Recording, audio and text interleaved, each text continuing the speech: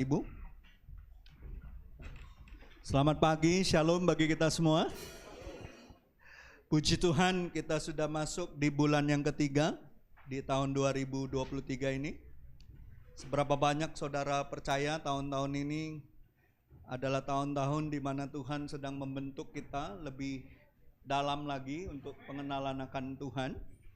Karena hanya orang-orang yang mengalami kedalaman dengan Tuhan mampu untuk menghadapi masa-masa sulit yang diprediksi akan semakin sulit di tahun-tahun ke depan. Tapi saya percaya firman Tuhan mengatakan orang yang berharap kepada Tuhan, mereka akan berjalan makin hari makin kuat, makin terangnya makin nyata seperti orang yang berjalan sampai ke tengah rembang tengah hari. Dan saya percaya tidak ada satupun daripada kita yang akan ketinggalan waktu Tuhan Yesus datang. Kemarin beberapa waktu yang lalu, waktu ada pertemuan dengan doa bersama-sama jaringan doa pemuda sekota di salah satu gereja di kota ini, dikatakan hari Tuhan itu sudah semakin dekat. Karena tinggal 500 suku lagi yang belum mendengar Injil. Dari 11.000, sekarang tinggal 500. Saudara bayangkan, 11.000 itu sekian puluh tahun yang lalu. Sekarang itu tinggal 500. Berarti waktu Tuhan itu sudah semakin dekat. Bilang sama sebelahmu, waktu Tuhan sudah semakin dekat. Ya, berjaga-jagalah, bersiap-siaplah. Justru semakin dekat waktunya Tuhan, kita semakin seharusnya bergairah untuk menyambut kedatangan Tuhan yang kedua kalinya. Amin. Ya, jangan cuman senang sukacita waktu menyambut Natal, di mana kita merayakan kelahiran Yesus yang 2000 tahun lebih yang lalu. Tapi biarlah kita menjelang kedatangan Tuhan, kita sebagai orang percaya semakin bergairah untuk melakukan perkara-perkara Tuhan. Kejarlah apa yang kekal, karena yang sementara kita semua akan tinggalkan. Kejarlah yang kekal. Ya. Kalau kau kejar yang kekal, kau kejar yang dari Tuhan. Semua yang dibutuhkan kita, semua hal-hal yang dibutuhkan setiap kita untuk menjadi berkat, Tuhan akan iringi kita. Tuhan akan berikan semua yang kita butuhkan. Amin. Hari ini saya cuma mau bagikan satu tema yang kita percaya sebagai jemaat. Tema kita ini akan lakukan sepanjang tahun ini adalah apa? Penuaian. Ya, penuaian yang besar. Tapi saya percaya si jahat nggak mau kita sebagai gereja Tuhan untuk menuai. Dia coba menahan semua hal yang seharusnya menjadi bagiannya kita. Dia akan coba untuk tahan. Dia akan coba untuk halangi. Oleh karenanya Tuhan beri kita satu senjata yang powerful. Katakan powerful. Senjata yang luar biasa, namanya doa. Ya. Sebagai orang percaya, kita harus tahu bahwa doa itu senjata kita. Doa itu luar biasa. Saya selalu bergairah dekat dengan orang-orang yang suka berdoa. Karena apa? Orang-orang yang suka berdoa, mereka punya pengaruh yang kuat secara spiritual. Pengaruh yang baik untuk orang-orang yang ada di sekitarnya. Ya, orang yang sungguh-sungguh berdoa, punya hubungan intim sama Tuhan, itu orang-orang yang bawa pengaruh. Amin. Orang yang bawa pengaruh bukan hanya tampak luarnya dengan apa yang dia miliki, tapi oleh apa yang Tuhan sudah taruh dalam hidupnya. Ya. Dan kita lihat, ini singkat saja, ini 1 Tesalonika 5 ayat 17, cuma satu ayat. Rasul Paulus mengatakan, tetaplah berdoa. Siapa yang hari-hari ini waktu doanya semakin bertambah? Nggak ada yang berani ngangkat tangan. Siapa yang hari-hari ini waktu doamu itu semakin bertambah? Kalau Alkitab, kuota kita berdoa itu Tuhan minta itu cuma 1 jam. Baca nggak tentang di Taman Getsemani? Sebelum Yesus maju berdoa,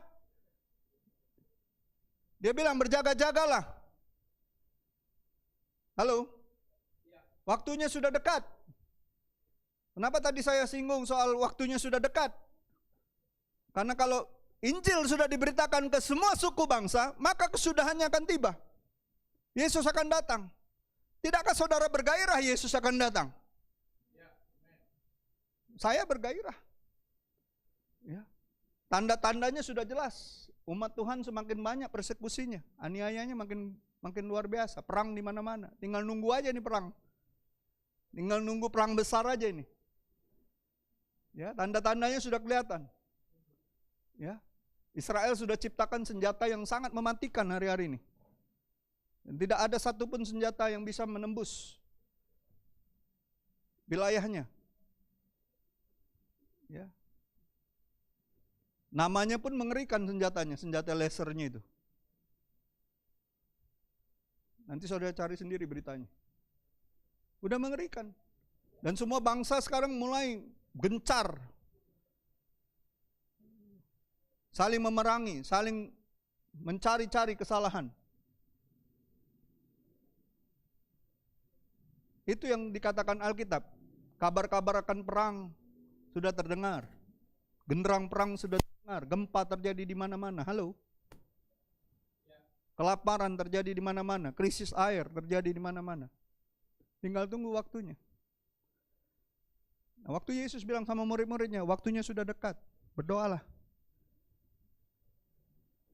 Roh memang penurut, tapi daging lemah.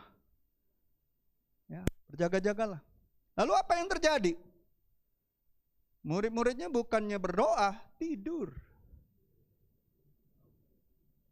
Jangan sampai gereja Tuhan di akhir zaman ini tertidur, saudaraku. Mari kita berjaga-jaga. Makanya Tuhan bilang, tidakkah kau sanggup berjaga-jaga 1 jam aja? 1 jam loh. Kita punya 24 jam sehari. Tuhan cuma minta 1 jam. Bagaimana dengan saudara yang pelajar mahasiswa hari-hari ini? Waktumu habis untuk apa? Main game kah? Hanya untuk perkara yang sia-sia? Atau yang sedang bekerja, berbisnis, waktumu cuma habis untuk bekerja, cari nafkah, cari uang? Segala sesuatu akan lenyap. Bahkan perkara rohani akan lenyap. Ya. Tinggal kasih dan firman Tuhan yang akan tinggal tetap. Amin. Saudara harus tahu itu. Sebagai orang Kristen kita harus tahu perkara-perkara dasar kehidupan kekristenan kita. Rasul Paulus di 1 Tesalonika 5 ayat 17 katakan tetaplah berdoa. Bukankah Yesus pernah kasih perumpamaan yang sama untuk menasihati murid-muridnya untuk tidak jemu-jemu berdoa? Kalau saudara baca di Lukas 18 kalau nggak salah. Ya, tentang seorang janda yang minta hakim itu membela perkaranya. Halo? Yang menggedor pintunya. Halo? Apa yang Tuhan bilang? Lihat. Hakim yang jahat aja ketika digedor terus pintunya, dia membela perkaranya wanita itu. Apalagi dia sebagai hakim yang adil. Apakah dia menahan setiap kebaikannya bagi orang-orang yang dia kasihi dan mengasihi dia? Tuhan gak pernah tahan. Tuhan gak pernah gagal, Tuhan gak pernah lalai untuk menepati janjinya. Amin. Dan Rasul Paulus mengingatkan kembali. 1 Tesalonika ayat 5, pasal ke-5 ayat ke-17. Tetaplah berdoa. Singkat saja, tetaplah berdoa. Bahasa Inggrisnya itu continually atau unceasingly. Artinya terus menerus, tidak jemu-jemu, tidak berhenti untuk berdoa. Saudara, kita bersyukur kalau kita orang-orang yang masuk dalam jemaat perjanjian baru. Karena apa? Karena kita bukan hanya dibaptis dengan air, kita dibaptis oleh Roh Kudus. Makanya doa tidak terbatas dengan tempat ataupun waktu-waktu tertentu ataupun tempat-tempat tertentu. Kita bisa berdoa dimanapun. Sambil bekerja, sambil berjalan, sambil apapun kita bisa berdoa. Karena roh kita terhubung dengan roh Allah. Amin. Tidak dibatasi oleh ruang dan waktu lagi. Yang kasihan orang-orang yang ngakunya beragama, mereka hanya punya waktu-waktu tertentu, saat-saat tertentu, dan hanya tempat-tempat tertentu bisa menemukan Allahnya, katanya sih. Tapi kalau kita adalah umat perjanjian baru. Semua yang perkara rohani, semua hukum-hukum Tuhan sudah ditaruh di dalam loh hati dan pikiran kita. Amin. Itu yang harus kita pahami. Ya. Rasul Paulus mengatakan, tetaplah berdoa. Harus tetap berdoa. Ya. Padahal banyak sekali orang yang tidak tahu ataupun tidak mau peduli dengan namanya doa. Coba perhatikan. Orang kalau diajak doa, banyak nggak alasannya? Coba kalau diajak makan-makan, oh cepet. Diajak cari loka, cepet. Tapi coba diajak berdoa. Jangankan level jemaat, level hamba Tuhan pun susah hari-hari ini diajak berdoa bersama-sama. Makanya saya bersyukur, kami punya wadah namanya Blessing Community.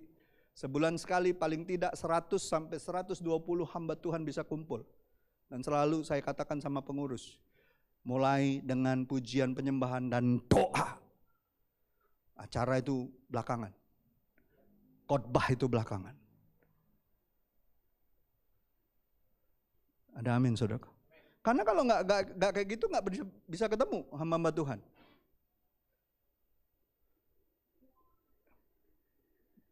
Suruhlah siapa hamba Tuhan yang paling top di Palembang ini, kumpulin 100 sampai 120 hamba Tuhan. Suruh dia kumpulin. Ngajak berdoa. Yang datang berapa? Tapi puji Tuhan, udah 15 tahun komunitas kami bersama-sama hamba Tuhan, Blessing Community, bisa lakukan itu. Dan yang memediasi,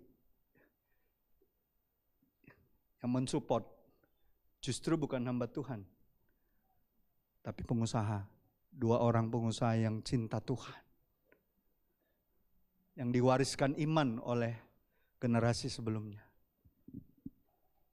Dan yang saya tahu, generasi sebelumnya karena teman saya berdoa dan sekarang sudah di rumah Bapa di sorga, adalah orang, he is the man of faith. Sesibuk-sibuknya dia sebagai salah satu konglomerat di kota ini, tiap doa semalaman dia tidak pernah absen. Bertahun-tahun.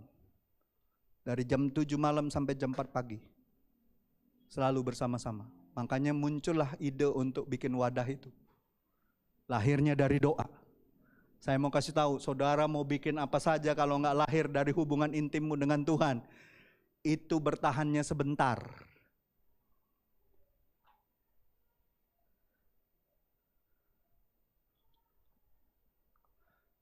Ada nggak orang bisa intim tanpa hubungan? Ada bisa intim tanpa hubungan? Ada, cuman satu, pelacur.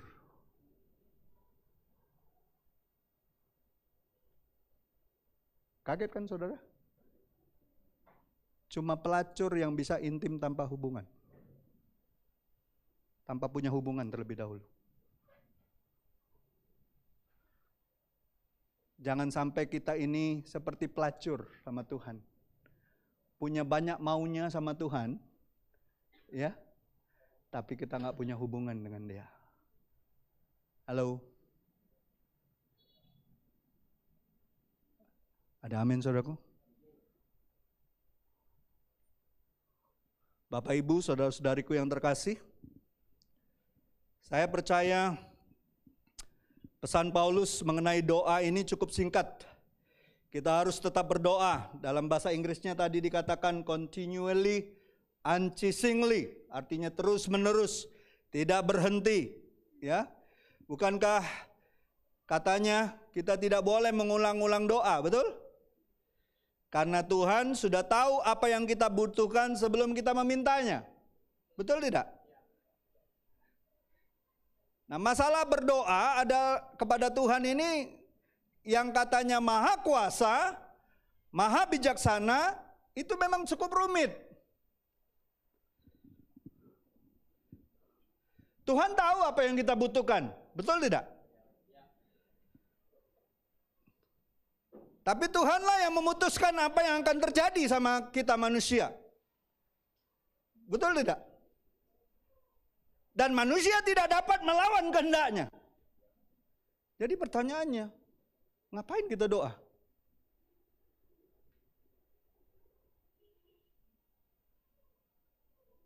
Ngapain kita doa? Apa guna kita berdoa? Kenapa kita berlama-lama berdoa? Apa maksudnya? Saya percaya waktu kita terus-menerus tidak berhenti berdoa.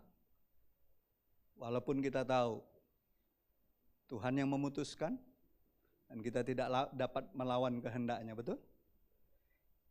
Itu supaya kita lebih lagi mengerti apa yang menjadi kehendak Tuhan.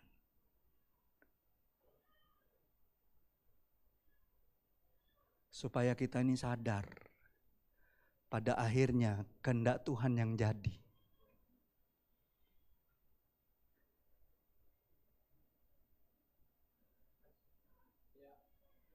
Kenapa kita harus terus berdoa? Apakah Tuhan menjawab doa?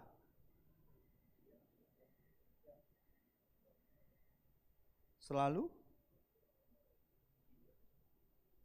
Tidak juga. Yesus doa, seandainya berlalu, cawan ini dijawab? Enggak. Makanya terakhir dia bilang apa? Adalah kehendakmu. Yang dia ingini apa? Yang menjadi keinginan dia sebagai manusia apa? Berlalu cawan itu, penderitaan itu. Betul? Betul nggak? Dikasih berlalu? Tidak. Loh, kok nggak jawab saudara? Berlalu nggak penderitaan itu? Tidak, dia harus jalani. Betul nggak? Sesuai nggak dengan apa yang dia mintakan? Tidak. Tapi ingat satu hal. Apa yang jadi kehendak Tuhan? Tuhan, Bapanya di sorga berkehendak. Dia tetap kuat menjalani apa yang seharusnya dia jalani. Kalaupun Tuhan tidak jawab doamu dengan apa yang kau inginkan, dengan apa yang kau harapkan, percayalah Tuhan akan selalu memberikan kekuatan untuk kau menjalani apa yang seharusnya kau jalani. Makanya kenapa kita perlu terus berdoa. Supaya kita tidak jatuh ke dalam pencobaan-pencobaan daging kita. Pencobaan-pencobaan yang ditawarkan oleh si jahat. Bahkan pencobaan-pencobaan yang ditawarkan oleh dunia ini.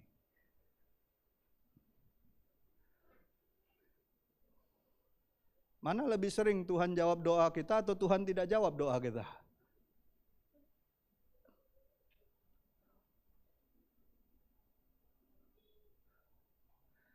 Tuhan tidak jawab doa kita, berarti kan keinginan kita. Tapi berapa sering Tuhan jadikan apa yang kehendaknya, bukan kehendak kita? Halo? Pahamin ini. Supaya kita tidak gampang kecewa waktu kita berdoa. Supaya kita tidak gampang kecewa waktu ngadapin tantangan, masalah, pencobaan, orang-orang yang berniat jahat sama kita. Kita nggak kecewa. Karena apa? Kita tahu Tuhan beri kita kekuatan untuk menjalaninya. Sampai kita melihat pada waktunya Tuhan, Dia beri jauh lebih banyak dari apa yang bisa kita doakan, lebih daripada apa yang bisa kita pikirkan, lebih daripada apa yang kita harapkan dari Tuhan. Jauh. Kan jelas Tuhan bilang, rancanganku bukanlah rancanganmu. Rancanganku jauh lebih tinggi. Berarti kalau Dia berikan apa yang menjadi kehendaknya, itu jauh daripada apa yang kita bisa doakan dan pikirkan. Dan itu nyata dengan kuasa yang bekerja. Ingat, kuasa yang bekerja itu berarti apa? Kekuatan untuk kita menjalani.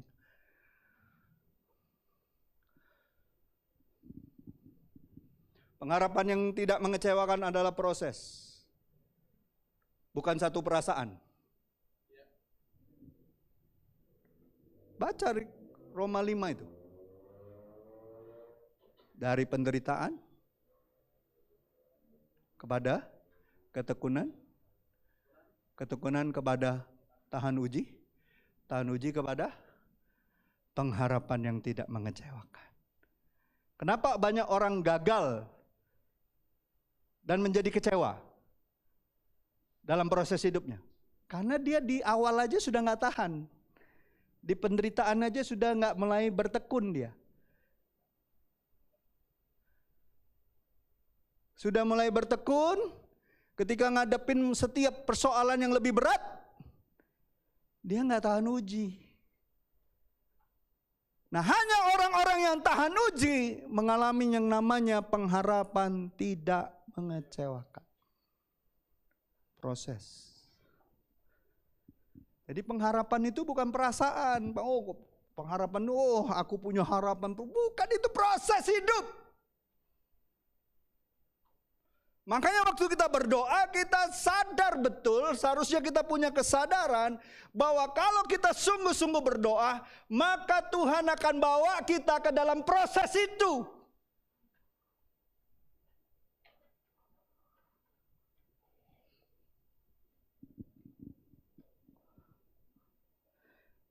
Jadi Bapak Ibu, jangan sampai kita berdoa hanya sebagai suatu keharusan dan kebiasaan saja. Doa sebenarnya adalah percakapan antara kita sebagai anak-anak Allah dengan Sang Bapa. Kan tadi kita nyanyi, seperti Bapa sayang anaknya, demikianlah Engkau mengasihiku.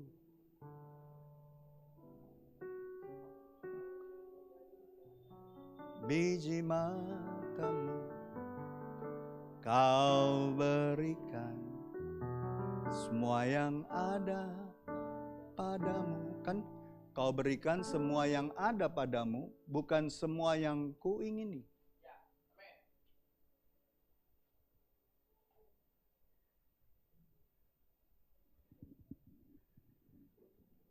Sayang, saya tanya nih yang bapak-bapak, apa semua keinginan anak kita kita kasih? Tapi apa yang ada pada kita, kita bisa kasih kalau kita tahu itu jadi kebutuhannya, betul nggak? Betul tidak? Ada yang di sini bapak-bapak yang kalau dia punya segala yang baik untuk anaknya, dia tahan untuk anaknya itu. Nah mungkin. Tapi kalau dia tahu, kalau keinginan anak ini belum sesuai dengan kapasitas dia, kapasitas hatinya, kapasitas hidupnya, kalau dia berikan dan itu akan justru mencelakakan anak ini, ataupun membuat anak ini menjadi malas, membuat anak ini menjadi suka-sukanya dia, apakah dia akan berikan? Saya rasa bapak yang baik tidak akan lakukan itu. Bapak yang baik juga tahu bagaimana cara mendisiplinkan anaknya. Salah satunya dengan tidak memberikan apa yang menjadi keinginan hatinya saja.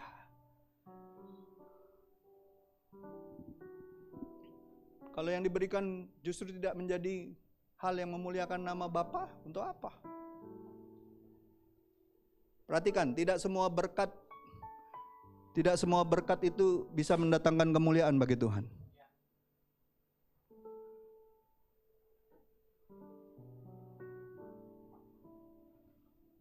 Nanti di satu kesempatan saya akan bagikan kenapa pelayanan ada yang kelihatannya disertai kemuliaan Tuhan, walaupun pada ujungnya adalah kematian. Ada Alkitab katakan itu. Yang mendatangkan kematian aja mendatangkan kemuliaan. Dan makanya banyak orang lupa daratan ketika dia merasa dirinya dipakai, diberkati Tuhan. Lupa daratan. Gaya nggak nginjak bumi lagi. Banyak nggak hamba-hamba Tuhan seperti itu? Banyak. Makanya saya bersyukur punya teman-teman, punya sahabat, punya orang tua rohani, punya sahabat-sahabat baik yang selalu mengingatkan saya akan kebenaran firman Tuhan. Selalu berdoa untuk saya. Hati-hati.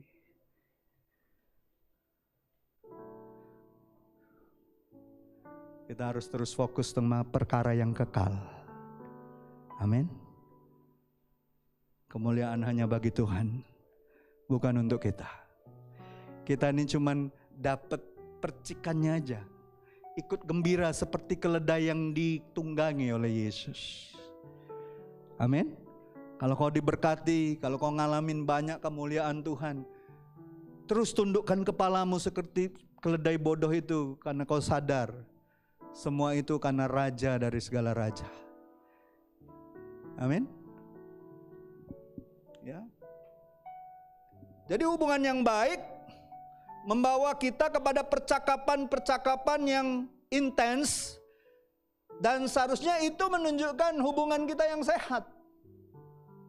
Selalu rindu untuk bercakap-cakap. Ada di sini bapak-bapak yang sudah nggak lagi bercakap-cakap sama anaknya, nggak intens lagi, nggak ngobrol lagi, nggak ketawa-ketawa lagi. Hati-hati, hubunganmu nggak sehat walaupun kau serumah. Hati-hati.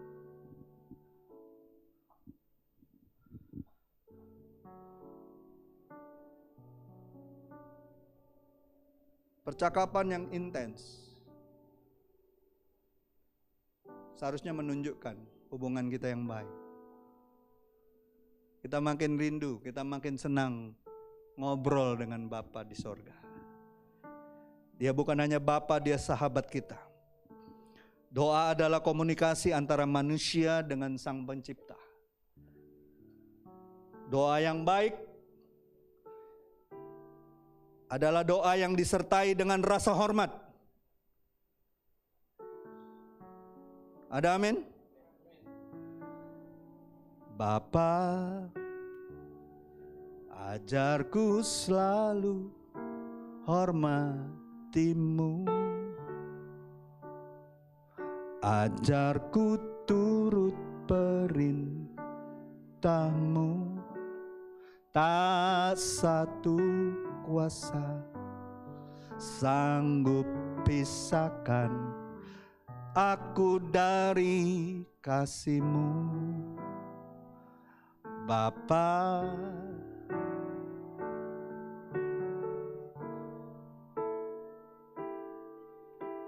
ada amin saudaraku? Harusnya dengan rasa hormat, harusnya dengan rasa syukur, harusnya dengan jujur, rendah hati, berserah sama Tuhan.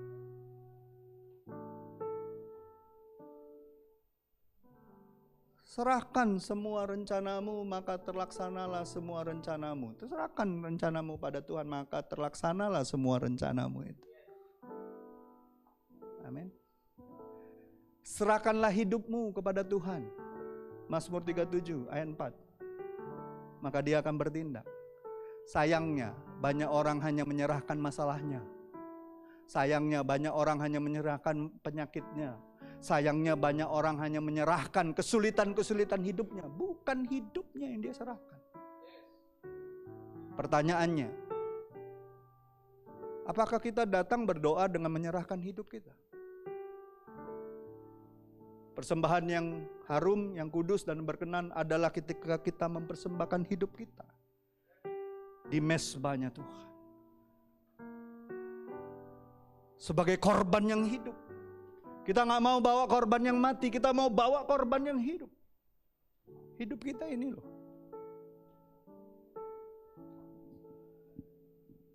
Bapak Ibu, saudara-saudariku yang terkasih, doa bukanlah sekedar omong-omong, atau bahkan omong kosong, atau bahkan nodong. Seperti kita sering lakukan kepada teman dekat kita.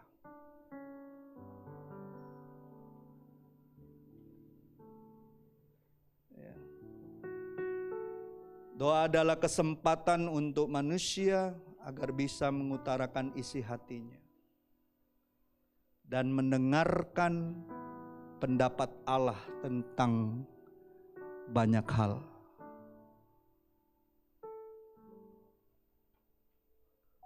Masalahnya, orang seringkali tidak menganggap doa itu hubungan komunikasi dua arah. Kita harus sadar, doa itu dua arah. Kita nggak ngomong sendirian. Kita nggak cuma ngomong, kita juga harus dengar. Alangkah nggak enaknya nih, misalnya Pak Krisnan, telepon misalnya Adit. Adit ya? Adit kan namamu? Kali sudah berubah. Dia telepon misalnya, Adit, tolong gini, kerjakan ini. Belum sempat kau jawab, Pak Krisnan sudah matikan teleponnya. Enak nggak perasaanmu?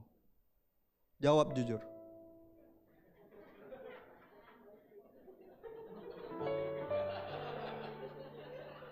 Walaupun kau nggak jawab, saya tahu jawabanmu. Walaupun dia bos, sama kita nih lebih kurang ajar. Kita nggak hormati Tuhan seringkali. Kita ngomong ini Tuhan, aku butuh ini, tolongi aku lindungi aku ini, semuanya kita minta sama Dia. Tapi sebelum kita mendengar jawabannya, sebelum kita mendengar apa yang menjadi isi hati Tuhan, kita sudah selesai dengan pernyataan-pernyataan doa kita. Betapa kurang ajarnya kita. Seringkali kita nggak sadari itu.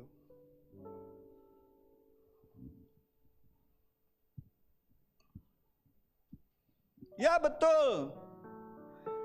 Melalui doa kita juga menyampaikan segala permohonan kita.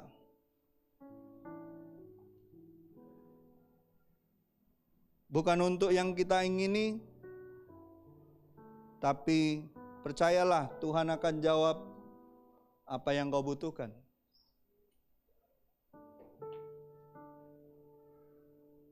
Tapi kan seringkali kita tadi seperti saya bilang, kita akan berdoa untuk apa yang kita ingini. Dan itu lumrah. Karena memang kita manusia ini sering terbatas. Kita punya keterbatasan. Kita sulit kadangkala membedakan antara keinginan dan kebutuhan kita. Dan saya kasih tahu, hanya Tuhan yang selalu tahu apa yang benar-benar kita butuhkan. Sekali lagi, garis bawahi. Hanya Tuhan yang tahu benar-benar apa yang kita butuhkan. Cuman Dia yang tahu.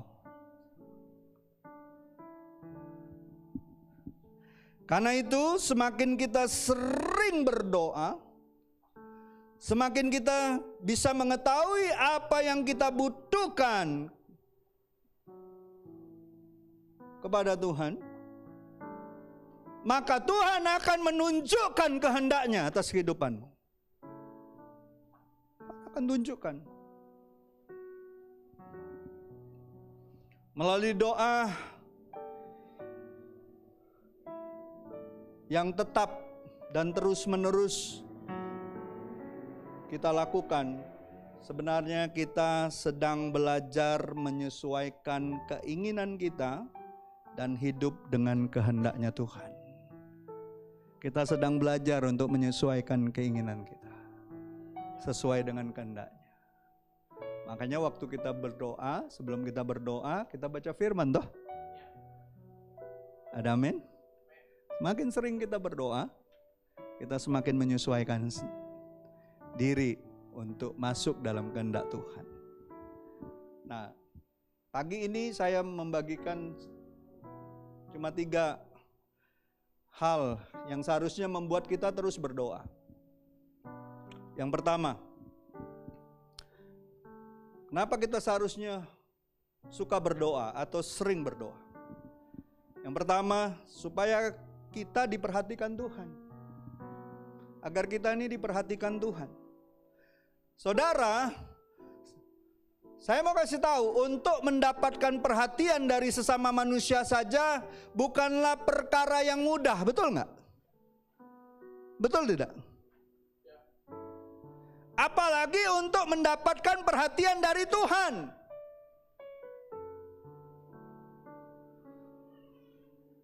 Emangnya Tuhan kurang kerjaan apa cuma ngeliatin kita aja? Jumlah manusia di dunia ini ada 8 miliar katanya. Tapi saudara tahu nggak? Kita punya kebutuhan terbesar, yaitu merasa diperhatikan. Oh, sama sesama aja kita punya perasaan itu. Apalagi dari Tuhan, betul nggak? Tapi rasanya nggak mungkin ya. Rasanya mustahil ya. Tapi firman Tuhan katakan, apa yang mustahil bagi Tuhan? Adakah yang mustahil bagi Tuhan? Dia untuk memperhatikan kita? Coba kita lihat. Lihat di 1 Samuel 1 ayat 10 sampai 20. Ini satu kisah yang menarik bagi saya. Menarik. Dikatakan, dan dengan hati yang pedih, ia berdoa kepada Tuhan sambil menangis terseduh-seduh. Siapa ini? Hana.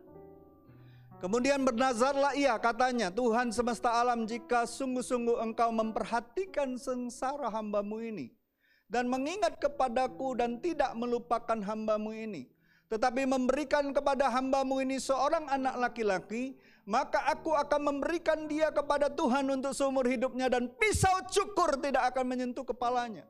Ketika perempuan itu terus menerus, katakan apa? Terus menerus apa? Berdoa di hadapan Tuhan. Maka Eli ini siapa? Imam.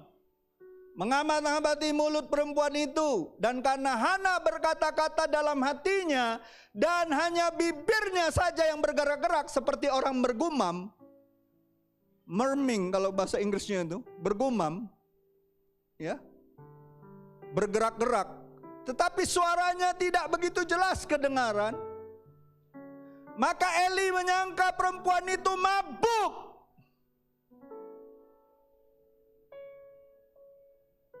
Lalu apa yang terjadi? Lalu kata Eli kepadanya, berapa lama lagi engkau berlaku seperti orang mabuk? Lepaskanlah dirimu daripada mabukmu. Tetapi Hana menjawab, bukan tuanku. Aku seorang perempuan yang sangat bersusah hati. Anggur atau minuman tidak memabukkan tidak kuminum. Yang memabukkan tidak kuminum. Melainkan aku, apa? Berdoa itu ngapain? Mencurahkan isi hatiku di hadapan Tuhan. Janganlah anggap hambamu ini seorang perempuan dursila, sebab karena besarnya cemas dan sakit hati, aku berbicara demikian lama. Sebenarnya Hana punya perasaan yang sangat terluka. Karena apa? Karena suaminya punya istri namanya Penina, istrinya yang lain, selalu mengejek dia, mengatakan dia adalah perempuan mandul. Dan dia hanya mengadukannya kepada Tuhan. Saudara,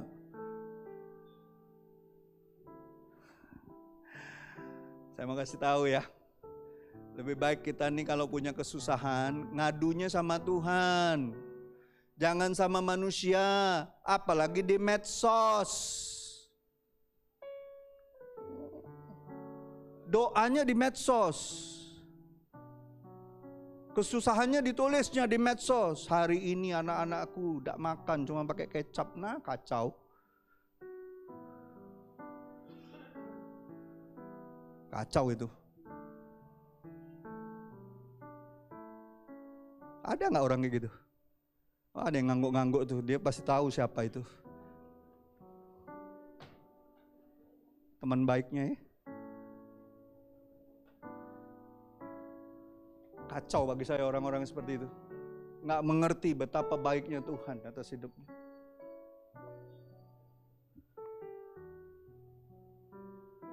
Saya kasih tahu ya. Kalau kita ngadunya sama manusia, ya, orang yang lihat kita susah, jangan kena nolong, dikatoinnya gitu, mabok budak ini. Pak Krisnana berapa kali diomongin wong mabok dia ini. Apalagi kalau dia sungguh-sungguh sama Tuhan. Saudara, nggak apa-apa orang ngatain kita mabok, kita orang kayak orang gila, karena kita sungguh-sungguh sama Tuhan. Karena kita berdoa. Izinkan orang ngomong apapun. Biarlah Tuhan yang bela kita. Dan dikatakan apa? Jawab Eli, pergilah dengan selamat. Dan Allah Israel akan memberikan kepadamu apa yang engkau minta daripadanya. Amin. Lalu apa yang terjadi? Maka, ya, sesudah itu berkatalah perempuan itu, biarkanlah hambamu ini mendapat belas kasihan daripadamu. Lalu keluarlah perempuan itu, ia makan dan mukanya tidak muram lagi. Keesokan harinya bangunlah mereka itu pagi-pagi lalu sujud menyembah di hadapan Allah. Kemudian pulanglah mereka ke rumahnya di Rama. Ketika Elkana bersetubuh dengan Hana istrinya, Tuhan ingat pada dia.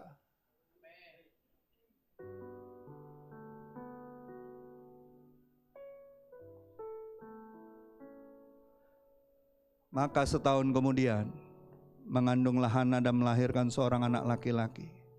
Yang menamai anak itu Samuel, sebab katanya, aku telah memintanya daripada Tuhan. Siapa yang mau diperhatikan dan diingat Tuhan, jangan berhenti berdoa. Terus meneruslah berdoa di hadapan Tuhan. Minta Tuhan yang bela perkaramu.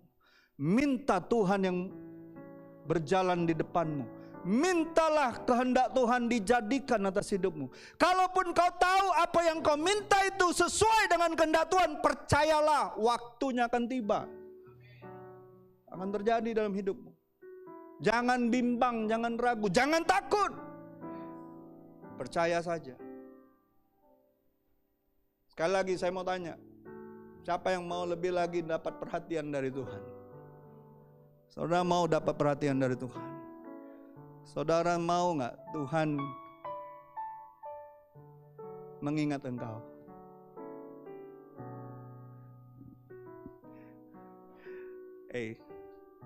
Coba saya, saudara kayaknya masih belum nangkep. Kalau Pak Anes nih ya, hari ini dia ketemu Pak Jokowi,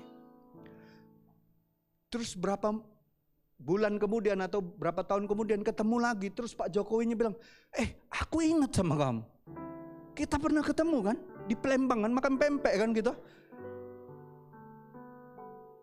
Di Tugu yang ada iwak belido itu kan. Di perahu itu kan. Langsung Hanes, wah, betapa bangganya dia.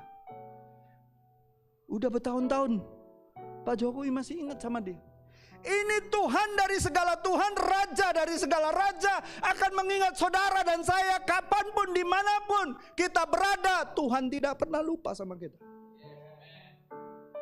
Karena Tuhan tahu kau adalah orang yang selalu intens untuk mencari Dia dengan sungguh-sungguh. Itu yang pertama. Yang kedua, apa alasan kita untuk terus-menerus berdoa?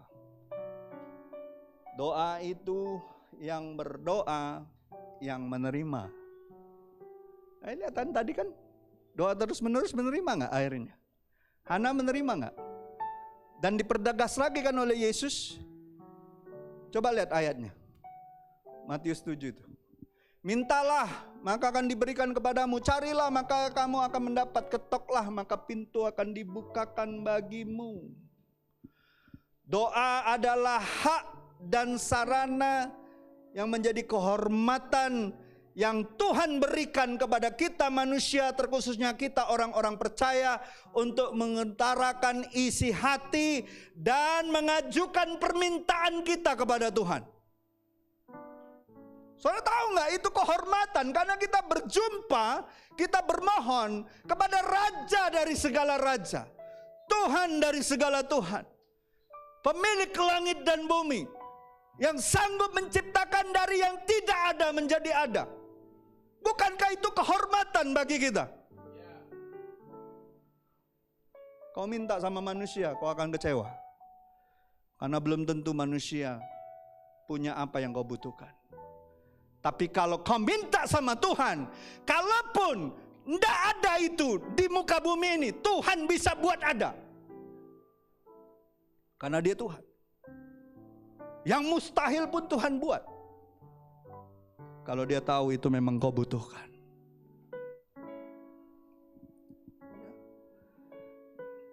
Jadi bagaimana seorang bisa dapatkan sesuatu jika dia tidak pernah meminta?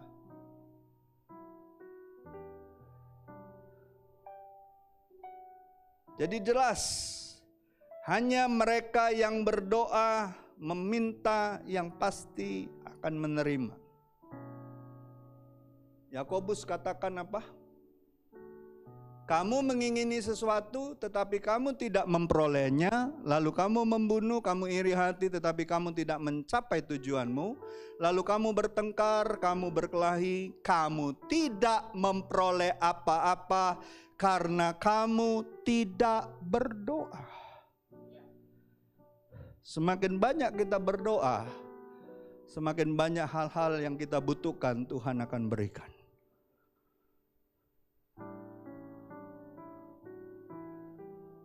Semakin lalai kita berdoa, bahkan tidak berdoa sama sekali, hal-hal yang biasanya, hal-hal yang baik yang biasanya terjadi akan berhenti terjadi. Percayalah. Dan saya percaya satu hal ini. Coba ayat selanjutnya. Orang yang berdoa bukan hanya menerima apa yang dia butuhkan. Coba perhatikan ini. Karena mata Tuhan menjelajah seluruh bumi untuk melimpahkan kekuatannya kepada mereka yang bersungguh hati terhadap Dia. Orang yang sungguh-sungguh cari Tuhan dalam doa, itulah orang yang Tuhan dapati bersungguh hati mencari Dia. Kan Yesus bilang gini, kalau kamu ingin ketemu Bapa, tutup pintumu, masuk kamarmu, berdoalah. Nggak perlu dilihat siapapun. Bapamu di tempat tersembunyi akan menemui engkau. Dan saya percaya Bapa itu bukan hanya memberikan apa yang kita butuhkan, bahkan Dia berikan apa? Kalau Dia lihat hatimu sungguh-sungguh cari Dia, bukan hanya cari pertolongan, bukan hanya menyerahkan segala persoalanmu, tapi betul-betul hanya ingin berjumpa dengan Dia, meminta kekuatan daripada Dia, maka Dia akan berikan kekuatannya. Kekuatan Tuhan bukan hanya kekuatan power, bukan kekuatan fisik, hikmat, kemampuan untuk berpikir lebih daripada generasimu. Bahkan Sadrak, Mesak, Abednego dibilang 10 kali lebih cerdas daripada generasi anak-anak muda di zaman. Karena apa? Karena mereka sungguh-sungguh cari Tuhan. Mereka sungguh-sungguh andalkan Tuhan. Ajarin anak-anakmu berdoa. Enggak main-main ini. Generasi ini makin jahat. Kan doa, Yesus bilang, berdoalah supaya kamu tidak jatuh dalam pencobaan. Iblis mencobai kita pakai apa? Pakai namanya tipuan, kebohongan. Kan dia dibilang bapak pendusta. Saudara baca sendiri, saudara cari sendiri. Dari kejadian di Taman Eden, pertama kali yang dilakukan oleh setan adalah dusta. Dan di kitab Wahyu diakhiri dengan apa? Tuhan akan memusnahkan apa? Orang-orang yang berkata dusta. Tidak kebetulan, dari awal sampai akhir, waspadalah dengan namanya pencobaan yang dilakukan oleh si jahat, yang namanya kebohongan. Makanya penting sekali kita berdoa supaya kita jadi orang-orang yang jujur di hadapan Tuhan dan jujur di hadapan sesama. Hal yang pertama yang harus diajarkan kepada anak-anak kita adalah berkata jujur. Percuma mereka jago matematika, fisika, jagolah dalam bidang ilmu apapun, kalau mereka nggak jujur, mereka suka bohong, nggak lama lagi terhilang itu. Dia sudah menjadi bagian daripada hal-hal yang jahat. Orang bisa jujur, terbuka ketika dia sadar, ketika menundukkan diri di hadapan Tuhan.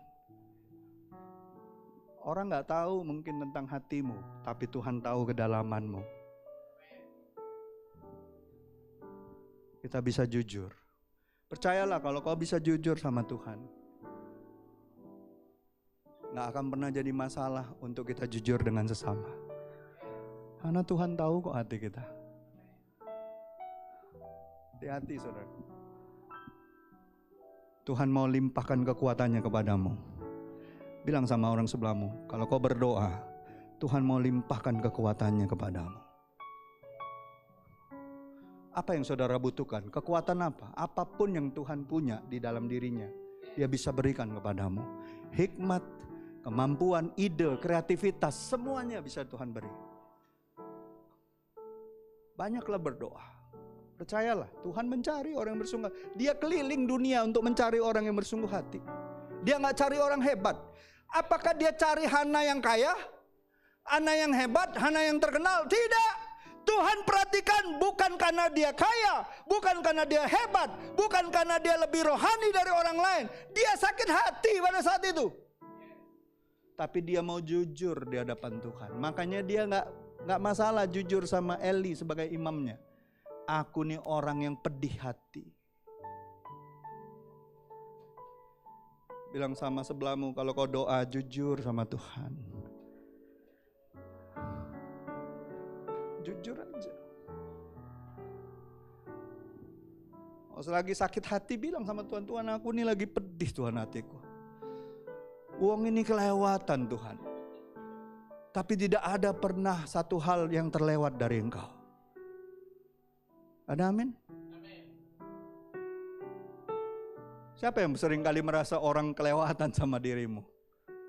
Pernah gak ngerasa? Oh semua gak pernah ya? Oh saya sering sekali itu. Saya gak tahu dengan saudara, saya sering sekali. Tapi saya selalu bilang sama Tuhan, Tuhan tidak ada yang terlewat di matamu Tuhan. Gak ada. Yang terakhir, doa itu mengubah segala sesuatu. Nanti saudara baca sendiri, saya mau cepat saja. Saudara tahu kan kisah orang Israel di zamannya Esther? Waktu Esther jadi ratu, Mordekai kan jadi pengasuhnya kan? Nah Mordekai ini kan orang yang pernah berjasa sebenarnya kepada raja, tapi raja lupa sebelumnya. Betul? Betul nggak? Dan ada orang-orang di kerajaan itu yang sangat benci dengan orang umat pilihan Tuhan. Namanya Haman. Haman merencanakan hal-hal yang jahat, bahkan pakai keputusan raja. Udah gak bisa lolos lagi itu orang Israel. Udah pasti mati pada waktunya mereka rencanakan genocide itu. Pembunuhan massal itu. Bahaya sudah di depan mata. Orang Israel, bangsa Yahudi pada saat itu sudah di ujung tanduk nyawa mereka. Makanya Mordekai utus seorang untuk ngomong sama Esther. Ngomonglah sama raja. Ini lagi ada perencanaan jahat nih sama bangsa kita. ngomonglah. Kata Esther agak ragu-ragu. Lalu Mordekai bilang, jangan kau pikir kau ada di istana raja, kau dekat raja, kau bisa selamat. Kalaupun kau nggak tolong, Tuhan bisa tolong. Tuhan punya cara, bagaimanapun caranya. Oh, Esther langsung sadar. Lalu Esther cuma bilang gini, kasih tahu sama Mordekai, suruh orang-orang Yahudi berpuasa, dan saya percaya mereka berdoa. Puasa itu tidak pernah lepas daripada berdoa. Berdoa 3 hari, puasa 3 hari. Siapa yang pernah doa puasa 3 hari seperti Esther? Doa Esther, gak makan gak minum. Gak ada ya? Gak ada yang pernah. Saudara akan ngalamin sesuatu yang luar biasa. Kalau sudah gak makan gak minum 3 hari dan berdoa, sesuatu yang luar biasa terjadi. Setidaknya badanmu lemes. Tapi di situ kau sadar betapa lemahnya kita sebagai manusia. Kita butuh pertolongan Tuhan.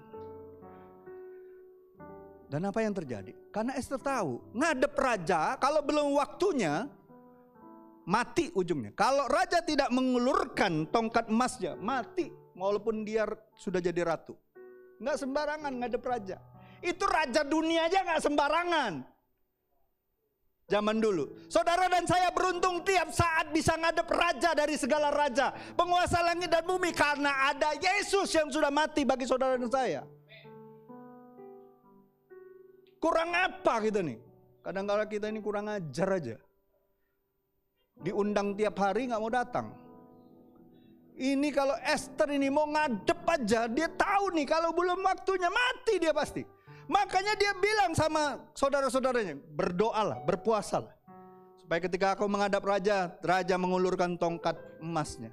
Dan apa yang terjadi saudara baca sendiri. Mulai dari Esther 4, akhirnya dia memberanikan diri menghadap raja. Raja berkenan. Bahkan kata raja, separuh dari kerajaanku akan kuberikan kepadamu. Apa yang kau ingini? Makanya Esther mulai punya hikmat. Dia undang raja, dia undang Haman dalam perjamuannya.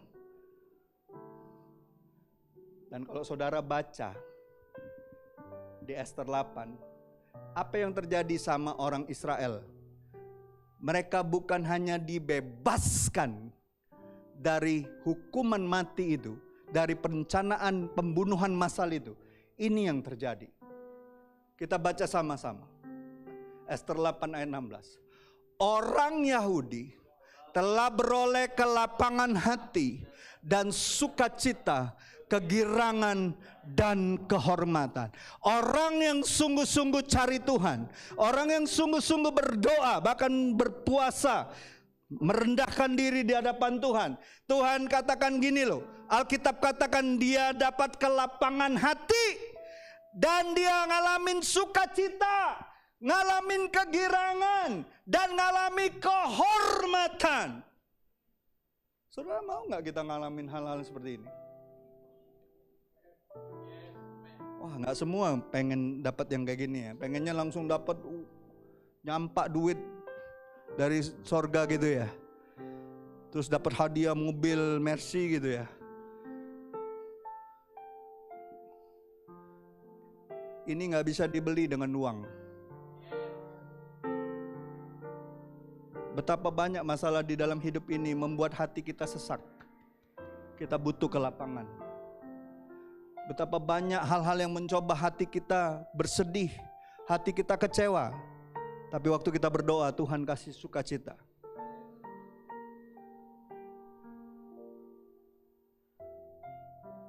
Berapa banyak kita sudah kehilangan kegembiraan kita. Hidup di dunia ini sudah menjadi banyak beban dalam hidup kita. Tapi ingatlah, waktu kita keluar dari ruang doa kita, Tuhan beri kita kegirangan. Bahkan ketemu orang yang memusuhi kita pun, kita masih bisa memancarkan wajah kita yang bersukacita sama orang itu. Dan berapa banyak kita seringkali merasa kehormatan kita diinjak-injak oleh orang. Tapi waktu kita keluar dari ruang doa kita, kita tahu kehormatan kita bukan karena perkataan manusia. Kehormatan kita itu karena kita dikasihi oleh Tuhan. Tidak ada yang bisa mengambil itu dari hidup kita. Kehormatan bahwa kita adalah anak-anak Allah yang dikasihi. Amin. Ada amin saudaraku?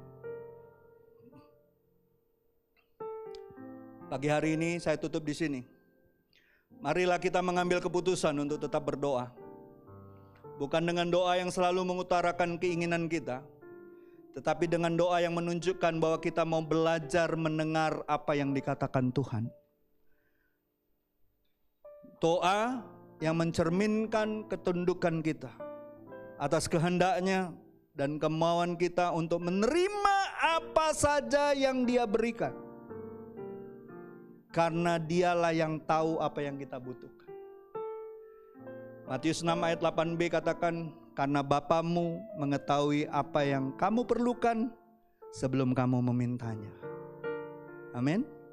Ada amin? Jadi saudara-saudariku yang terkasih, tak seorang pun bisa memprediksi apa yang akan terjadi dalam kehidupan kita. Seberapa besar bahaya yang kita sedang hadapi, atau hal-hal yang mencoba untuk mencelakakan kita, yang akan menimpa kita di depan kita. Tidak seorang pun bisa memprediksinya. Namun, kalau saudara dan saya tetap berdoa, percayalah Tuhan punya cara untuk melepaskan kita dari masalah-masalah kita dan bahaya-bahaya kita. Kalau hidupmu baik-baik saja hari-hari ini, percayalah itu karena Tuhan yang melampaui segala akal pikiranmu sedang melalukan banyak bahaya dalam hidupmu. Bukan karena kau hebat, bukan karena uangmu, bukan karena gagahmu. Tuhan yang melalukan engkau dari perkara itu. Saya minta tim pujian maju ke depan. Jadi Bapak Ibu, tetaplah berdoa dan lihatlah apa yang akan dikerjakan Tuhan dalam hidupmu. Berdoalah, saksikan apa yang Tuhan mau buat dalam hidupmu.